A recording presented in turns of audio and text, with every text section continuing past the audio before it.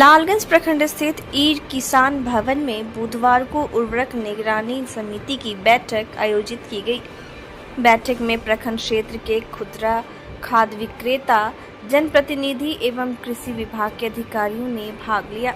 इस दौरान खाद की आपूर्ति, खरीद मूल्य और खुदरा बिक्री मूल्य में अंतर को लेकर खुदरा विक्रेताओं ने अपनी समस्याएं प्रमुखता से उठाई। खुदरा खाद विक्रेताओं का कहना था कि हर बैठक में खाद की उपलब्धता और मूल्य निर्धारण से जुड़ी समस्याओं को उठाया जाता है तथा समाधान की मांग की जाती है, लेकिन अब तक इस दिशा में कोई ठोस पहल नहीं हो सकी है।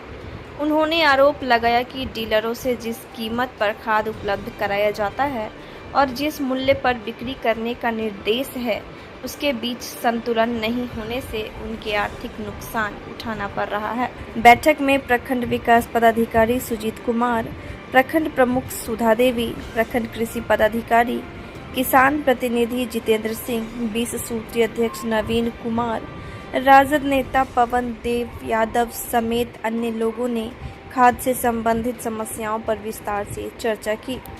अधिकारियों ने भरोसा दिलाया कि इन समस्याओं को वरीय अधिकारियों के समक्ष रखकर समाधान का प्रयास किया जाएगा। बैठक के दौरान बिहार के शेखपुरा और वैशाली जिले में पायलट प्रोजेक्ट के तहत उर्वरकों के संतुलित उपयोग और भविष्य की खाद वितरण व्यवस्था की भी जानकारी दी गई। साथ ही किसानों को रासायनिक उर्वरकों का सीमित उपयोग करने तथा गोबर खाद एवं अन्य जैविक उर्वरकों के अधिक प्रयोग के लिए प्रेरित किया गया। 20 सूत्रीय अध्यक्ष नवीन कुमार ने कहा कि जब तक खुदरा खाद विक्रेताओं की समस्याओं का समाधान नहीं हो जाता, तब तक विभाग की ओर से उन्हें अनावश्यक रूप से परेशान नहीं किया जाना चाहिए। उन्होंने इस संबंध में कृषि पदाधिकारी से भी सकारात्मक पहल करने का आग्रह किया। बैठक का समापन खाद की उपलब्धता और वितरण व्यवस्था को और अधिक पारदर्शी एवं सुचारू बनाने के संकल्प के साथ हुआ। ये उर्वरक निगरानी समिति का बैठक था, है ना, तो चल रही है जी। इसमें बार बार समस्या आती है कि रेट से खाद बेचा जाए, और लेकिन प्रॉब्लम आती है कि जब तक हम लोग को रेट से लमसम देख रहे हैं कि 5-6 साल से हर सीजन में निगरानी की बैठक होती है, खरीफ और दोनों सीजन में होती है, और बार बार एक ही होता है कि किसी तरह का धांधली नहीं होना चाहिए, आप लोग रेट से खाद बेचिए। लेकिन सबसे बड़ी समस्या है कि हम लोग को खाद रेट से मिलता नहीं है ना, जैसे तैसे मैनेज करके 19-20 करके हम लोग उठाते हैं, और किसान का जो मांग होता है, किसान का जो त्रासदी होता है, उसको हम लोग मिटाने का प्रयास करते हैं। दूर का महंगा पड़ जाता है, इसलिए रेट से मिलता नहीं। तो हम लोग का एक ही उद्देश्य है कि बार बार कहा जाता है, कोऑर्डिनेटर भी आते हैं, चाहे बीओ की साहब भी जाते हैं, तो कहते हैं कि आप लोग की सरकारी दुकान है, आप लोग सरकारी दुकान है, इसलिए सरकारी दर पर ही सारा चीज आपको बेचना है, डील करना है। तो हम कहना चाहते हैं कि जब जन वितरण प्रणाली भी सरकारी दुकान है, हमारी भी सरकारी दुकान है, दोनों सरकार का रिकॉर्ड में दोनों का रिकॉर्ड है कि भाई हम भी सरकारी दुकानदार है और जन वितरण प्रणाली वाले भी सरकारी दुकानदार हैं। तो उनको जब FOR माल काउंटर तक पहुंचाया जाता है, तो पब्लिक को अपना अन्न का जो वितरण होता है सही तरीके से कर देते हैं। तो हमारी भी इच्छा है कि भाई हमारे सारे दुकानदार भाइयों का भी इच्छा है कि हमारी सरकारी दुकान है, तो हमको भी FOR दुकान तक जो सरकारी दर है वो तक पहुंचाया जाए, और हम उसको किसान को सरकारी दर पर दे। इसमें किसी अफसर को भी परेशानी नहीं होगी। यानी किसी पदाधिकारी तक बोल रहे हैं कि ठीक है हम लिख कर दे देते हैं, ऊपर में देंगे। हमारे सरकार जब दे रही है या कंपनी दे रही है 240 या 42 में डीलर को दे रही है, तो 45 या 46 में जो रिटेलर को उनको देना है FOR, ये देने में क्या समस्या हो रही है तो डीलर ही जानेंगे। इसके बारे में DO साहब भी नहीं कुछ स्पष्ट बता पाते हैं। बात है 245 या 46 में हम लोग का देहात संस्था है, वो हम लोग को 245 में काउंटर तक पहुंचा जाती है ना। तो 245 तक अगर डीलर भी हमको पहुंचा दे दे तो हम लोग को 266 में बेचने में किसी तरह का आपत्ति नहीं है। तो किसान जब हमारे गाँव के भाई बंधु चाचा पितिया लगते हैं, तो उनकी कलपते हैं कि रे हमारा खेत खराब हो जाएगा, हमारा धान खराब हो जाएगा, गेहूं खराब हो जाएगा, तो मजबूरी में हम लोग 10 रुपया 20 रुपया जैसे महंगा उठाकर उनको देते हैं अनऑथराइज, जो हम लोग का राइट नहीं है महंगा बेचना उड़ाना, लेकिन मजबूरी को पूर्ति करने के लिए हम लोग को गलत करना पड़ता है, अपने रिस्क पर करते हैं। हम अपने अंदर की बात बता रहे हैं, जो इस चीज को समझने के लिए कोई अफसर भी नहीं है, वो भी अफसर कोई है तो हमारे आपके जैसे किसी घर से ही है, हिंदुस्तान के ही है, विदेश से नहीं आए हैं, वो भी जानते हैं समस्या, लेकिन का पता है लोग काहे नहीं हम लोग की समस्या का सुनना चाहते हैं, इस बात का दर्द होता है। ठीक है, हमारे पास आएंगे, छापामारी कर देंगे, हमारा दुकान बंद कर देंगे, उसके बाद क्या करेंगे?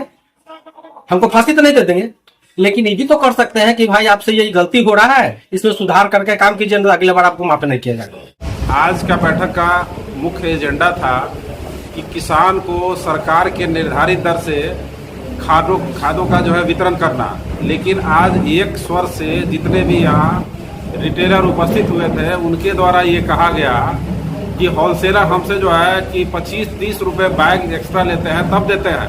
ऐसी परिस्थिति में हम अपने किसानों के बीच में कैसे सरकार के द्वारा निर्धारित दर पर जो है इसका वितरण करें? कहीं ना कहीं एक बहुत बड़ा समस्या है और लंबे समय से चलते आ रहा है। आज प्रोसीडिंग में इस विषय को लिया गया है और आज की बैठक में बहुत स्पष्ट तौर पे यहाँ जितने भी उपस्थित कृषि से संबंधित जुड़े पदाधिकारी एवं उनके सहयोगी थे वो इस बात पे प्रकाश डाल नहीं पाए, साथ साथ डीलर भी यहाँ उपस्थित नहीं था। ऐसी परिस्थिति में आज का बैठक सिर्फ डीओ साहब को यहाँ से या डीएम मैडम को यहाँ से भेजने के लिए एक प्रोसीडिंग जाएगा और उस पर कार्रवाई करने के लिए कहा जाएगा। साथ साथ हम अपने माननीय विधायक जी से भी आग्रह करेंगे कि अगला जो भी विस्तृति का बैठक हो या फिर दिशा का बैठक हो उसमें इस विषय को आपके द्वारा अवश्य उठाया जाए। साथ साथ हम लोग अभी बोले हैं जितने भी रिटेलर हैं उनको कि 1 सप्ताह के अंदर हम डीओ साहब से मिल करके इस विषय में आपको जो भी विकास होगा, जो भी प्रगति होगा उसकी जानकारी देंगे। ये रिटेलर लोग बता रहे हैं ये समस्या लंबे समय से, इसका समाधान कई बैठकों में नहीं हुआ, क्या लग रहा है? हम तो 4 साल से देख रहे हैं यही समस्या है कि सही दाम पर मिले, उचित दाम पर मिले, उचित दाम पर बिके, लेकिन हम तो गांव के जमीनी महिला सबसे जुड़े हुए हैं, वो लोग तो बताती है हमें कि हमें तो 400 में मिलता है, कोई महिला बताती है कि 500 में मिलता है, लेकिन हम तो बोले हैं कि नहीं, वहाँ तो मीटिंग में है उर्वरक समिति निगरानी में दुकानदार भाइयों ने बोला है कि ऐसा नहीं है। दुकानदार भाइयों के लिए हम जिला में भी दिशा की बैठक में हम 2 बार आवाज़ उठाए हैं कि वो लोग बोलते हैं कि हम लोग को खाद बेचने में घाटा है, उन लोग का दाम बढ़ाया जाए। मैं इस पर भी चर्चा वहाँ की थी तो डीओ साहब बोले कि नहीं, वहाँ से ही सेट किया हुआ है, वैसे सारे प्रखंड में बेचना है। तो क्या लग रहा है आज जो समस्याएं थी इसका समाधान हो पाएगा? बिल्कुल होगा समाधान।